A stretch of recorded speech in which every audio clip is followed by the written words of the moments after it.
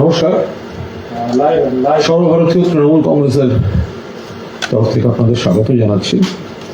কিছু বক্তব্য আর কিছু আপনাদের প্রশ্ন থাকলে আমি উত্তর দেওয়ার চেষ্টা করব। অলিখিত জরুরি অবস্থা জারি করেও বিজেপি লিখিতভাবে হারতে চলেছে আসন্ন বিধানসভা নির্বাচনে। অলিখিত জরুরি অবস্থা ওরা জারি করছে, কিন্তু যেটাই ওরা জারি করছে অলিখিতভাবে, আমরা ওদের একেবারে ইলেকশন কমিশনের খাতায় কলমে লিখিত পড়িত ভাবে হারাবো।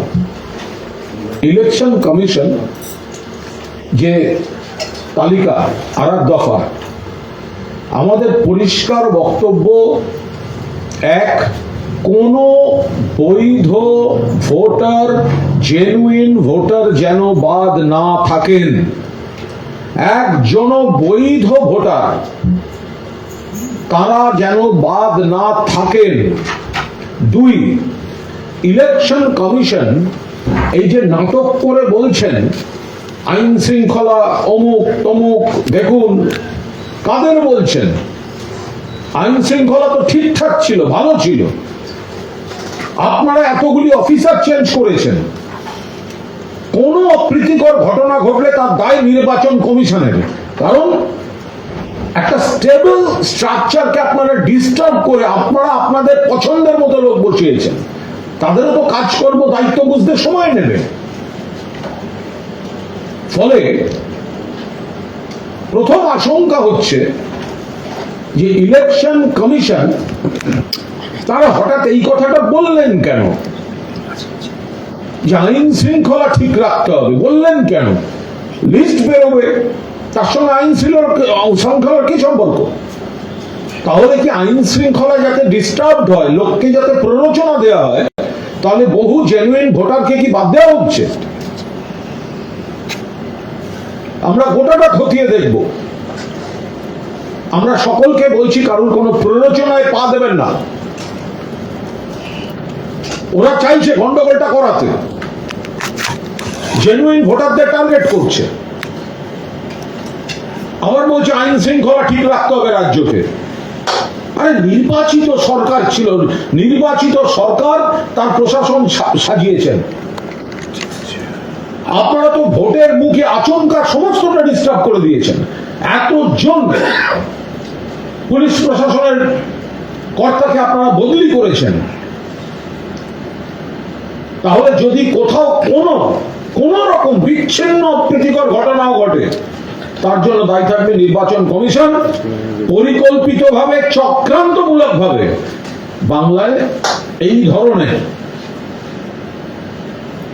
বিচ্ছিন্ন গন্ডগোল তৈরি করার জন্য অলিখিত জরুরি অবস্থা জারি করে নির্বাচন কমিশন, বিজেপির দালাল, বিজেপির এজেন্ট, বিজেপির পার্টি অফিস বনে গেছে, তারা এই কাজটা করছেন। আমরা আবার বলছি, যতই করো হামলা, জিতবে আবার মমতা বন্দ্যোপাধ্যায়ের বাংলা, মা মাটি মানুষের বাংলা। সারা ভারতবর্ষের অন্যান্য রাজ্যে ভোটার লিস্টে কারচুপি আর ভয় দেখানোর রাজনীতি করে বিজেপি মহারাষ্ট্র, দিল্লি, হরিয়ানা, বিহার যে ঘুরপথে ব্যাকডোর পলিটিক্সে দখল করেছে, বাংলায় সেটা কিন্তু হবে না। মাননীয় মুখ্যমন্ত্রী মমতা বন্দ্যোপাধ্যায়ের নেতৃত্বে, আমাদের সর্বভারতীয় সাধারণ সম্পাদক অভিষেক বন্দ্যোপাধ্যায়ের সেনাপতিত্বে গোটা তৃণমূল দল বাংলার প্রতিটি বুথে, প্রতিটি মানুষের, প্রতিটি পরিবারের সঙ্গে যোগাযোগ করে তাদের পাশে আছেন এবং এই বঙ্গ বিরোধী ভারতীয় জনতা পার্টিকে বাংলার মাটি প্রত্যাখ্যান করতে চলেছে।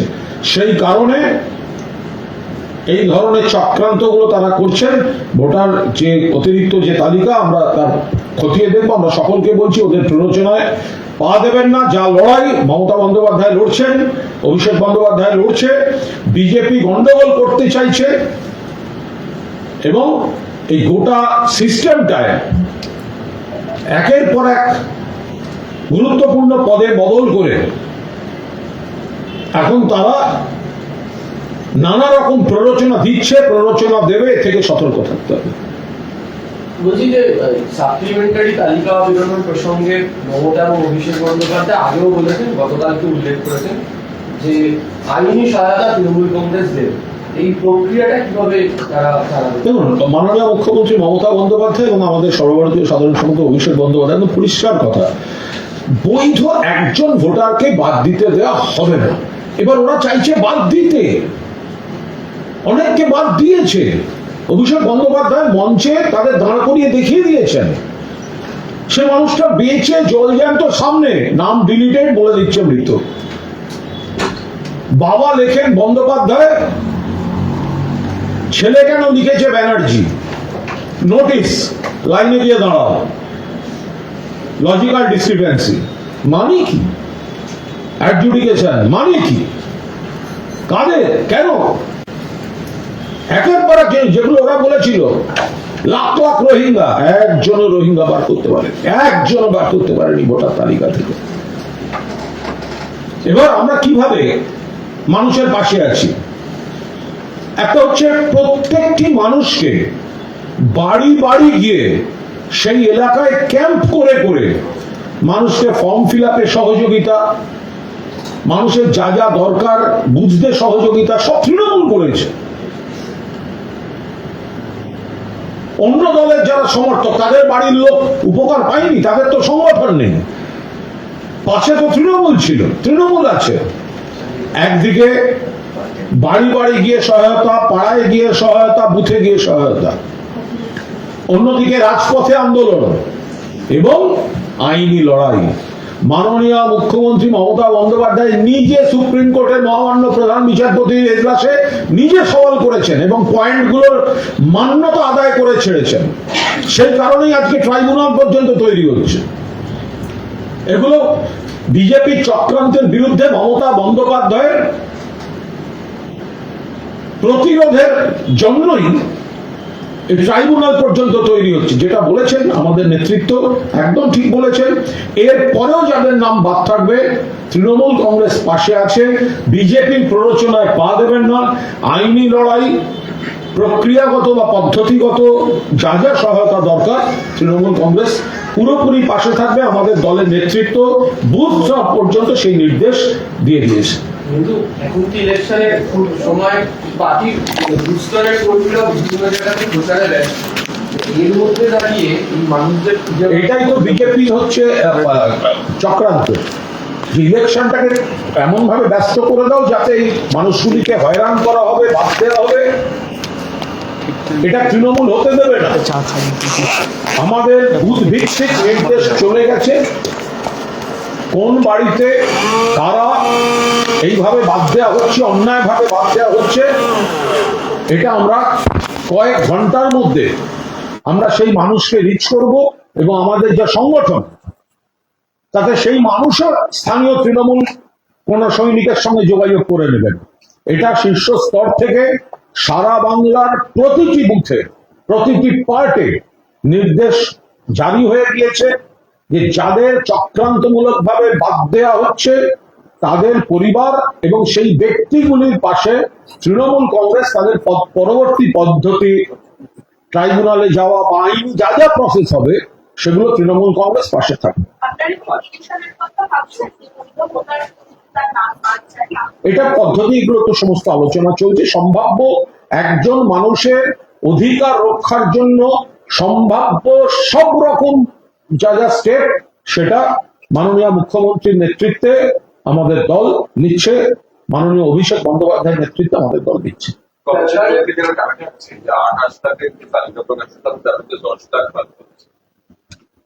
দেখুন, যদি ওরা সেটা করেন, কারা বাদ গেলেন সেটা তো দেখতে হবে। জেনুইন ভোটারকে যদি বাদ দেওয়া হয়, নট অ্যাপিয়ারিং বলে যদি বাদ দেওয়া হয়, গরিব মানুষ, পরিযায়ী মানুষ, অন্যদিকে হয়তো কাজ করতে গেছেন, আমাদের রাজ্যের লোক অন্য রাজ্যে কাজ করতে যান, অন্য রাজ্যের লোকও তো এখানে কাজ করে। আমাদের 22 লক্ষ গেলে অন্য রাজ্যে 1.5 কোটি আছে, কেউ হয়তো অন্য জায়গায় কাজে আছেন। এবার তাকে অফিস তার কাজের ছুটি নিয়ে খরচা করে আসতে হবে শুধুমাত্র লাইনে দাঁড়াবার জন্য। হয়তো কেউ পেরেছেন, হয়তো কেউ পারেননি। এবার নট অ্যাপিয়ারিং বলে যদি একটা জেনুইন ভোটারকে বাদ দেওয়া হয়, নিশ্চিতভাবে সেটা আপত্তিকর।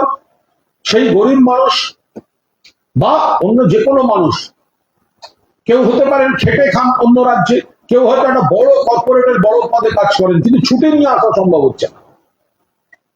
সেখানে যদি নট অ্যাপিয়ারিং বলে বাধ্য হয়, কেন আজকের দিনে সব হচ্ছে, তুমি ইলেকশন কমিশন জুম মিটিং করতে পারছো, তুমি সেই লেখটার সঙ্গে ভিডিওতে কথা বলতে পারছো না?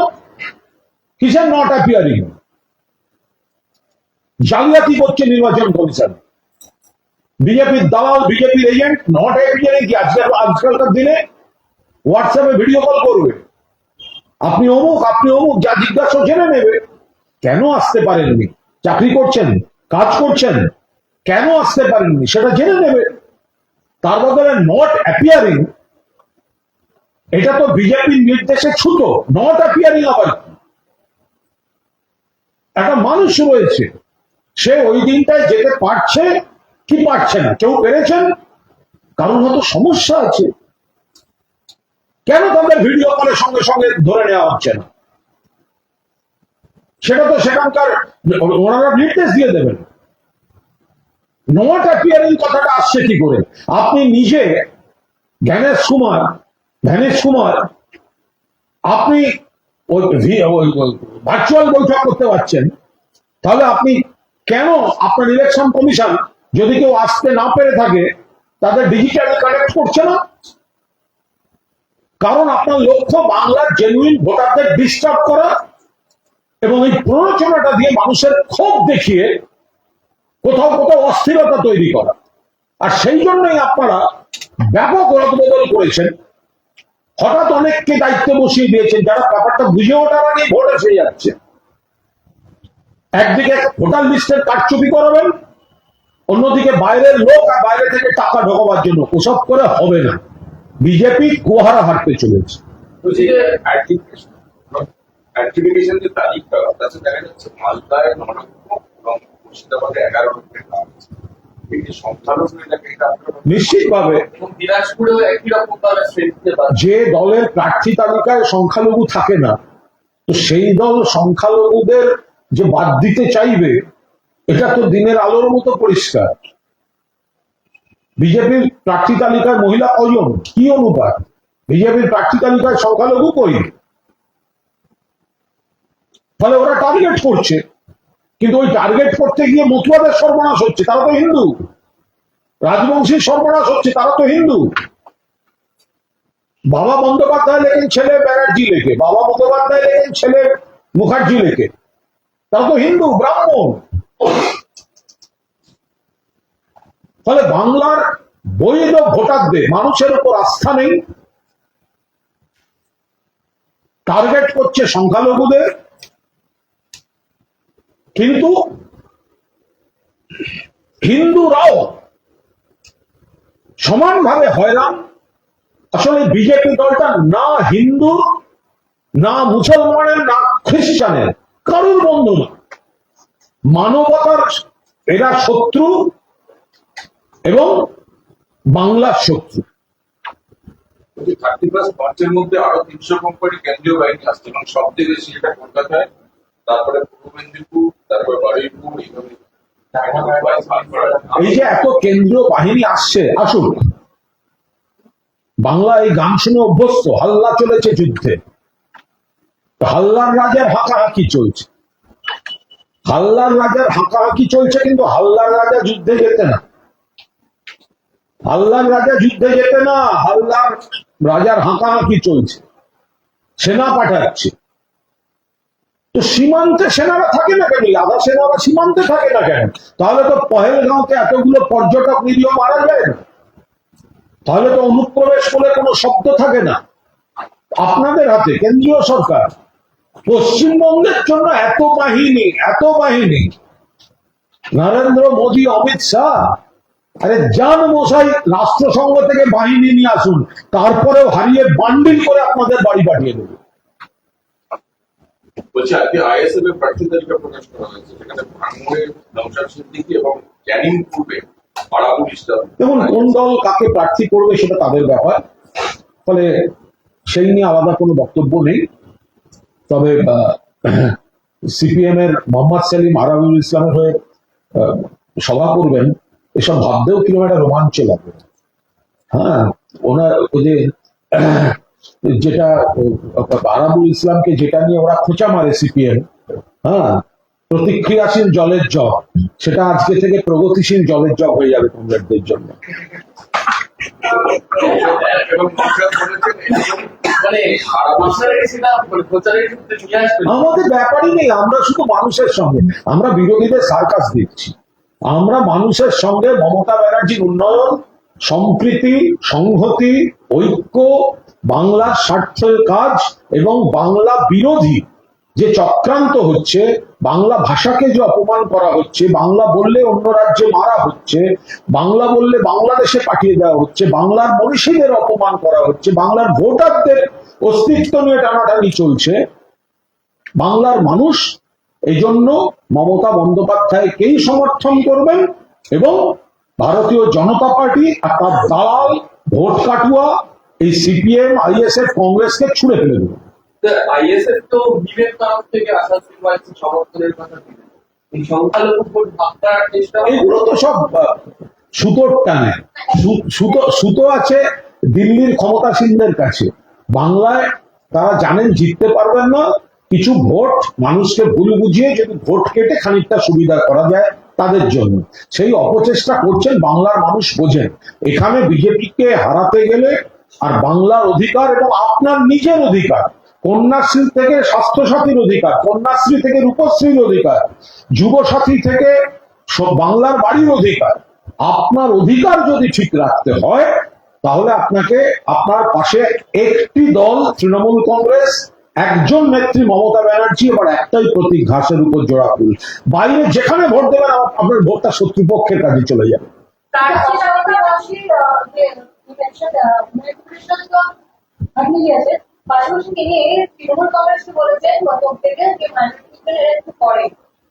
দেখুন, তৃণমূল কংগ্রেস হিন্দুদের জন্যও করেছেন, মুসলমানদের জন্যও করেছেন, খ্রিস্টানদের জন্যও করেছেন, একটা সমস্ত ধর্মের জন্য করেছেন। ধর্ম ভেদাভেদ আর দলীয় ভেদাভেদ দেখে তৃণমূল কংগ্রেসের উন্নয়ন হয় না।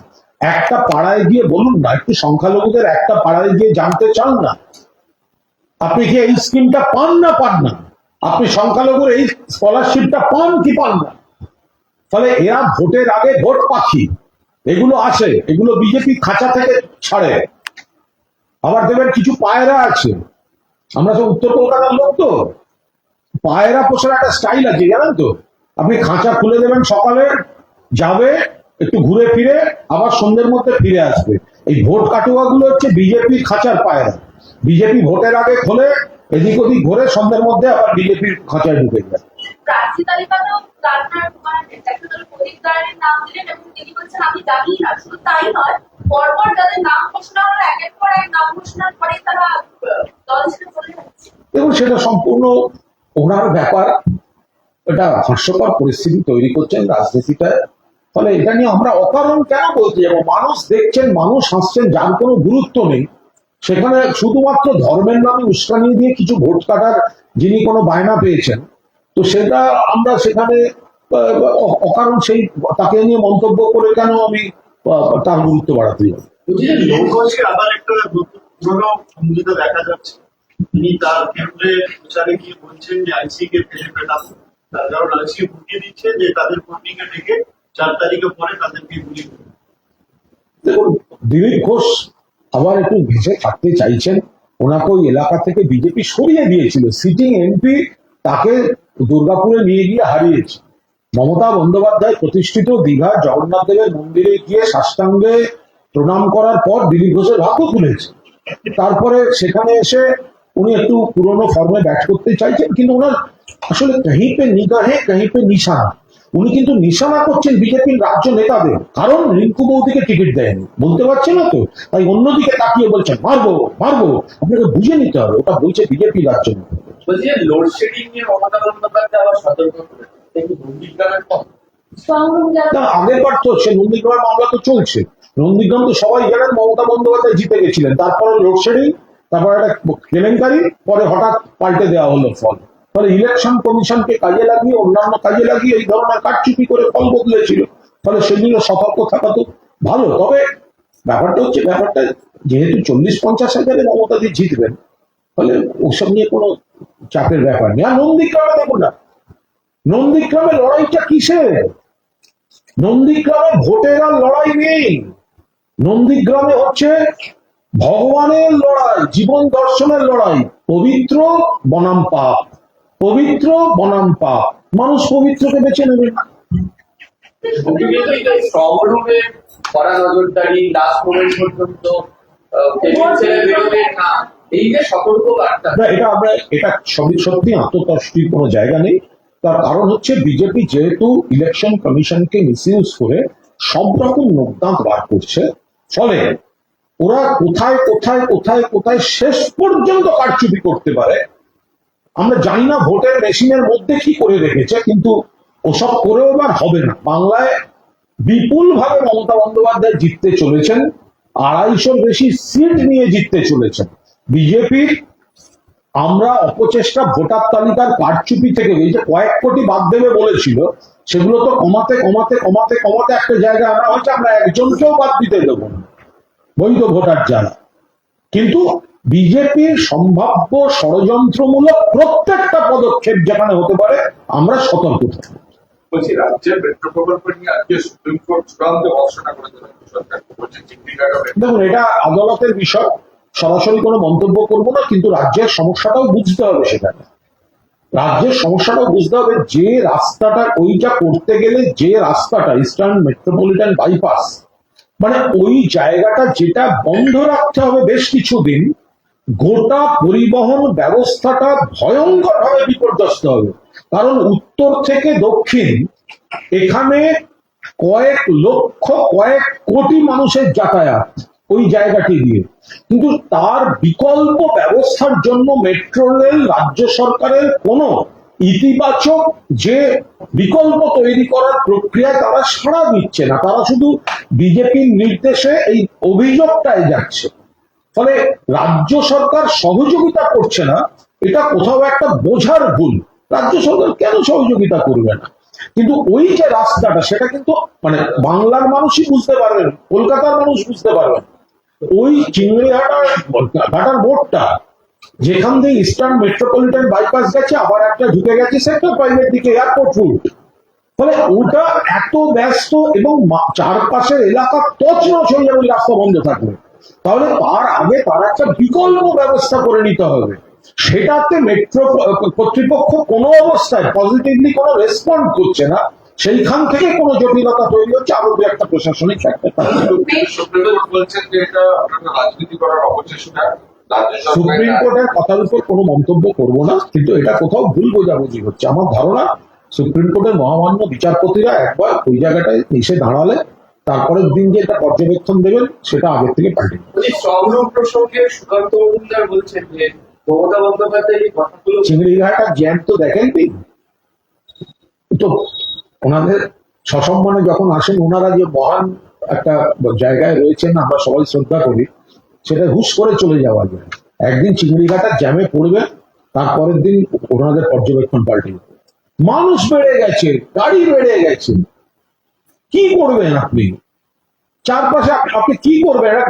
একটা ওখানে জ্যাম হয়ে যায় গোটা বিষয়টা। এবং রাস্তাটা যদি বন্ধ থাকে কিছুক্ষণ, তাহলে উত্তর থেকে যাওয়া, দক্ষিণে যাওয়ার গোটা সিস্টেমটা কোল্যাপস করে যায়। মেট্রোকে তো বারবার বলা হচ্ছে যে একটু সহযোগিতা করা, পাশ দিয়ে একটা বিকল্প ব্যবস্থা করিয়ে নেয়, একটা প্যারালাল বিকল্প। সেটা হচ্ছে না, উল্টে গিয়ে বলছে সবাই মানবে, হ্যাঁ ঠিক আছে মেট্রো হোক, কিন্তু রাজ্য সরকার করতে দিচ্ছে না। এই কথাটার কোনো মানেই হয় না, একটা ভুল বোঝাবুঝি হয়েছে। কোথায় হয়েছে? ওটা তাতে কটা গাড়ি যেতে পারে? আরে একটা দুটো বাস যাওয়া আর গোটা ওই রাস্তা যাওয়ার কোনো এক জিনিস নয়। মেট্রো যেটা দাবি করছে সেটা কোর্টে গিয়ে একটা কনফিউশন, কথা জাগলারির জন্য ব্যবহার করছে। কিন্তু আগে বিচারপতি বলছেন যে এই মামলায় হাইকোর্ট যথেষ্ট সংযম দেখিয়েছে, মুখ্যমন্ত্রী এবং দিদির বিরুদ্ধে পদক্ষেপ করা উচিত। সেটা আদালতের বিষয় নিয়ে কোনো মন্তব্য। বলছি এই সংযোগ প্রসঙ্গে সুকান্ত মজুমদার বলছেন যে মমতা বন্দ্যোপাধ্যায় যে কথাগুলো বলছেন, এই কারণগুলোকে সেন্সার করে দেওয়া হচ্ছে, আর যদি না হয় তাহলে কমিশন যদি না পারে তাহলে বিজেপিকে নামবে। বিজেপিকে নামবে? বিজেপি কে নামবে? সুকান্ত মজুমদারকে মানে কজন? সবে রাজ্য সভাপতি থেকে সরিয়ে দিয়েছে। সুকান্ত একদিকে হাঁটে, শুভেন্দু একদিকে হাঁটে, শ্রমিক একদিকে হাঁটে, দিলীপ ঘোষ একদিকে হাঁটে। সুকান্ত মজুমদার বিজেপিকে বুঝে নিতে হবে, আগে ঘর সামলা পরে ভাববি বাংলা। আগে গিয়ে যারা বলছে রেখাপাত্র গোব্যাক সেগুলোকে সামলাতে হবে। আচ্ছা, শুভেন্দু অধিকারী এক্স হ্যান্ডেলে পোস্ট করে বলছেন যে মমতা বন্দ্যোপাধ্যায়ের যে সমস্ত র্যালি সেগুলো অধিকাংশই পার্টি কাজ হচ্ছে মানুষের ট্যাক্স থেকে, এবং পিডব্লিউডি কে টিএমসির প্রাইভেট কন্ট্রাক্টর পরিণত করা হচ্ছে। দেখুন, অবাস্তব কথার কোনো উত্তর হয় না। তো যদি কেউ মনে করে যে আমার কাছে কোনো যুক্তি নেই, আমি শুধু কুৎসা করব, তো তার কি মানে থাকতে পারে? তো প্রশাসনিক কাজ তো প্রশাসনই করবে, নির্বাচনের কাজ দল করবে। এই দুটো মেশানোর তো কোনো জায়গা নেই, আমরা তো মেশাইনি। নির্বাচনী প্রচারের সঙ্গে রাজ্য সরকারের কি সম্পর্ক?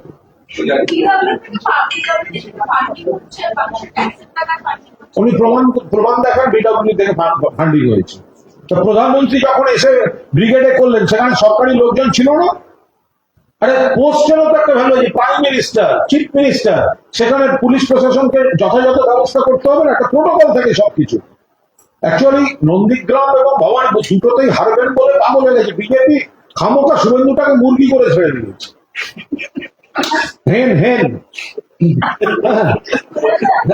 মুরগি করে ছেড়ে দিয়েছে, কারণ একে নন্দীগ্রাম 1 হারবে, নন্দীগ্রাম 2 হারবে পবিত্রকর চলে আসার পর। এবার পাঠিয়ে দিয়েছে ওকে গ্যাস খাইয়ে ইয়েতে নন্দীগ্রামে লড়তে। 40 ভবানীপুরে 40 থেকে 50,000 শুভেন্দুর বিরুদ্ধে গুরুতর চক্রান্ত। এটা ওর কেরিয়ার শেষ করার খেলা খেলছে এই শ্রমিক আর সুকান্ত মিলে। ওরা মিলে ওকে 2 জায়গায় হারাবার চেষ্টা করেছে, ইচ্ছা করে ওকে পাঠিয়েছে। ও কোন দিকে যাবে? ও জামা আটকাতে গেলে প্যান্ট খুলে যাচ্ছে, প্যান্ট আটকাতে গেলে জামা খুলে যাচ্ছে। তার কারণ হচ্ছে শ্রমিক আর শুভেন্দু, এই শ্রমিক আর সুকান্ত, ওরা হচ্ছে ওই পুরনো। আর শুভেন্দু যে পরে যে বিজেপি থেকে অন্য জায়গা থেকে যাওয়া লোকগুলো আবার শুভেন্দুর সঙ্গে আছে, ফলে ওদের দলের মধ্যে একটা ভয়ঙ্কর ক্লাস চলছে। তাই ওই যে শুভেন্দু বড় বড় 2-4টে কথা বলেছিল না, আমি চান্স পেলে আমি মুখ্যমন্ত্রী, আপনি দেখেছেন এরকম মারামারি? অনেকে দেখবেন অনেক পাড়ায় মারামারি করতে যাচ্ছে, একটা হাত পেছনে দিয়ে ওরে ধর মেরে ফাড়ি দেবো ধর। এটা হচ্ছে তাই ছিল ভবানীপুরে, যে আমি লড়ে নেবো যদি পার্টি পারমিশন দেয়, অর্থাৎ পার্টি পারমিশন দেবে না, আমি করে লড়বো। সেই সুযোগটা কাজে লাগিয়ে ওকে পুরো মুরগি করে দিয়েছে, ওখানে পাঠিয়ে। দিলীপ ঘোষ মারা দিচ্ছে। দিলীপ ঘোষকে আগের বার এরা সব মিলে কেটেছিল, দিলীপ ঘোষ এখন দেখছে দেখ কেমন লাগে। ওই তো আদি বিজেপিরাই তো কি বলে ভবানীপুরে সব মমতা বন্দ্যোপাধ্যায়কে ভোট দেবে, সব অর্গানাইজ করে দিচ্ছে। আমরা খবর রাখি না? এই তো আদি বিজেপি, সুকান্ত, শ্রমিক, দিলীপ ঘোষের লোকেরা সব বলছে ওখানে শুভেন্দুকে দাঁড় করিয়ে হারা।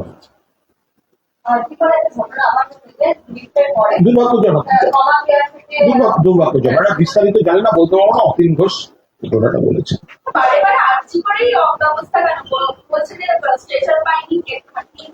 দেখুন, আপনাদের দুটো জিনিস মানতে হবে। একটা হচ্ছে কোনো মৃত্যু বা অবাঞ্ছিত ঘটনা খুব দুঃখজনক, কিন্তু আমাদের এই স্বাস্থ্য এতটাই মানুষকে, আপনি যদি ফিগার গুলো দেখেন, বাম জমানায় কতজন লোক আসতো হাসপাতালে চিকিৎসা করতে, আর এখন কতজন আসে, তাহলে দেখবেন অনেক বেড়ে গেছে। এই যে ফ্রি চিকিৎসা থেকে অন্যান্য সব সুবিধা, বিপুল মানুষ আসেন, চাপ পড়ছে। এবার এত মানুষের মধ্যে কোথাও কোনো একটা ভুল, কিন্তু কত মানুষ সুফল পাচ্ছেন বলুন? কত মানুষ, আমি কোথাও জাস্টিফাই করছি না, একটা খারাপ ঘটনাও ঘটা উচিত না, কিন্তু ঘটেছে। কি ঘটেছে সেটাও খতিয়ে দেখছেন, কারণ দায়িত্বে যদি হয়ে থাকে কেউ ছাড় পাবেন না সেই জায়গাটা। অতীন ঘোষ বিস্তারিত বলেছে।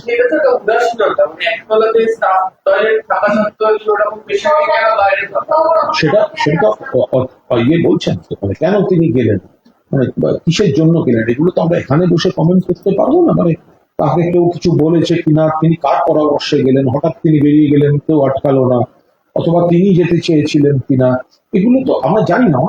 ওনার মৃত্যুটা অত্যন্ত দুঃখের, কিন্তু অ্যাকচুয়ালি ওইখানে কি হয়েছিল সেটা অতীন ঘোষ সবিস্তারে বলেছে।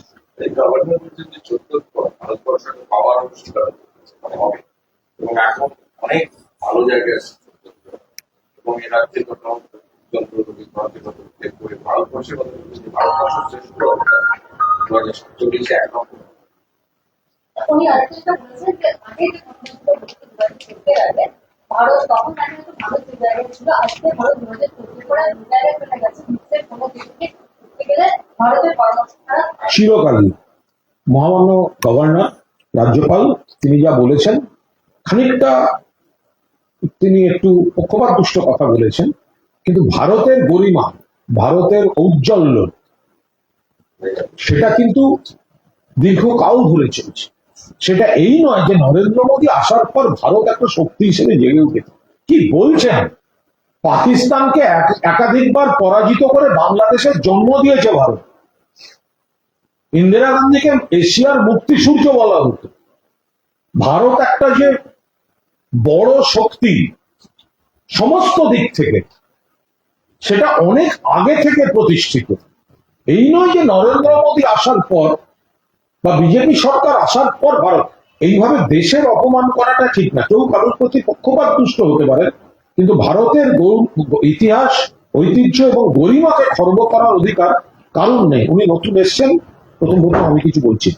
জ্বালানি সংকট নিয়ে আপনারা বলছিলেন, এবার দেশের প্রধানমন্ত্রী সংসদে বিবৃতি দিলেন যে দেশে জ্বালানি সংকট আছে, স্বীকার করলেন। আচ্ছা, জ্বালানি সংকট শিকারের কি আছে? জ্বালানি সংকট তো আপনি, আমি, আমরা সবাই দেখতে পাচ্ছি জ্বালানি সংকট। এর আগে ওনার যে মন্ত্রী বলেছিল জ্বালানি সংকট নেই, তাকে তো ওনার ভৎসনা করা উচিত ছিল। আগের দিন তো কেন্দ্রের মন্ত্রী বলেছে জ্বালানি সংকট নেই, আজকে বলছে আছে। আরে আছে, আপনাদের ভুল নীতির জন্য। আপনি জানেন না আপনার ওদিকে যুদ্ধ হচ্ছে, তেল কোথা থেকে আসে, আমাদের দেশের কত তেল দরকার, যুদ্ধের পরিস্থিতি বাড়তে থাকলে তেলের মজুদ কিভাবে রাখতে হবে সেটা আপনারা জানেন না। আপনাদের ভুল নীতির জন্য হয়েছে। এমন ঘোষণা করেছেন, প্যানিক রিয়াকশন হয়েছে। আজকে মানছেন শহরে 21 দিন, গ্রামে 45 দিন গ্যাস বুক করা যাবে না। জ্বালানি তেলের উপর চাপ পড়তে শুরু করেছে কেন্দ্রীয় সরকারের চূড়ান্ত ব্যর্থ। বিরোধীরা করেছেন যে সিটি কলোনির যে পোশাক না করে তাদেরকে জলবায়ু পোশাক করা হচ্ছে, পুলিশ পদের দেওয়া যাচ্ছে, সেটা সাধারণত বলা খুব মুশকিল। যার যার সেটা করা হচ্ছে। বিরোধীরা বিরোধীদের কাজ করুক, পুরো ফালতু পরিশ্রম করছে, গোয়ারা হারে। বলে এগুলো নিয়ে ভেবে এত কি হবে? 5 রাজ্যের ভোটের মুখে সংসদে মহিলা সংরক্ষণ সংগঠনের ঠিকানার আমরা বিজেপির কাছ থেকে মহিলা সংরক্ষণ নিয়ে জ্ঞান শুনবো না, 30 কারণ আমাদের বিল লাগে না। আমাদের বিল লাগে না। মমতা বন্দ্যোপাধ্যায়ের তৃণমূল কংগ্রেস ভারতবর্ষের এমন একটা দল, সব থেকে বেশি মহিলা পার্টিসিপেশন আছে। পঞ্চায়েতে আছে, পুরসভায় আছে, বিধানসভায় আছে, লোকসভায় আছে, দলের সংগঠনের নেতৃত্বে আছে। আমরা কারুর দেখে করছি না এবং কারুর বিল আনার অপেক্ষা করছি না। বিজেপির কাছ থেকে, যাদের প্রার্থী তালিকাতেই মহিলার সংখ্যা হচ্ছে নগণ্য, তাদের কাছ থেকে আমরা মহিলা নিয়ে কোনো জ্ঞান শুনবো না। নারী শক্তি, নারীর অধিকার, সামাজিক অধিকার, আর্থিক অধিকার, প্রশাসনিক অধিকার, রাজনৈতিক অধিকার, জনপ্রতিনিধিত্বের অধিকার মমতা বন্দ্যোপাধ্যায় সেটা সুরক্ষিত রেখেছেন। বিজেপির কাছ থেকে গান শুনবো না। Thank you. হয়ে গেছে।